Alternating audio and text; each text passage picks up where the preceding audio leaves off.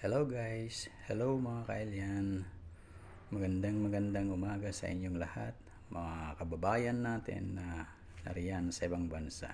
Good morning po sa inyong lahat. Madalas kasing pag sinasama ko ang aking anak na lalaki, pag kami nagbibiyahe, sa tuwing kakain kami, ang madalas niyang ino-order itong ating Bicol Express. Kaya try ko nga magluto mga kailyan ng Bicol Express. Baka sakaling kaya natin. Ito yung ating mga ingredients mga kailyan. Saka 1 kilong pork liempo. Ito yung ating sugar, coconut, katas ng coconut. Ito yung ating bawang at sibuyas, pinagsama ko na. Yung siling labuyo at saka siling panigang.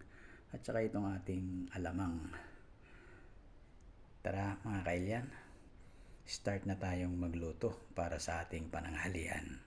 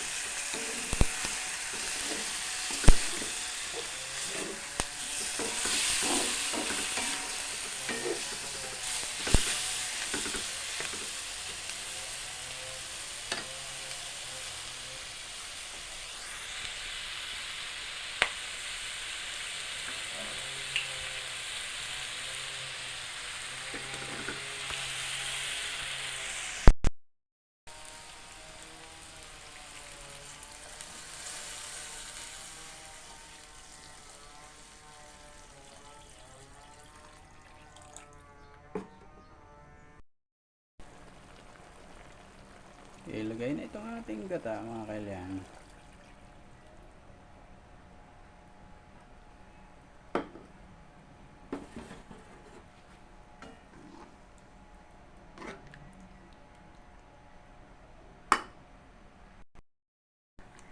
Itong bagoong alamang, lagay na natin. Tsaka itong ating sugar.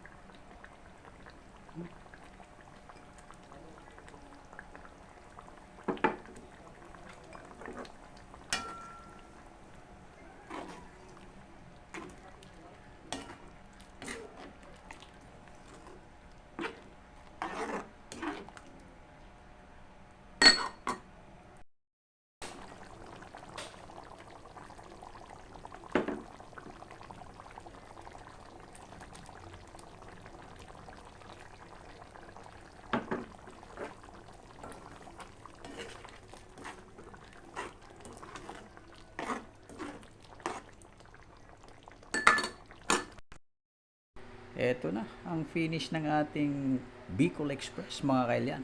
Tikman nga natin kung tama ba yung kanyang pagkagata. Oh my God, talaga.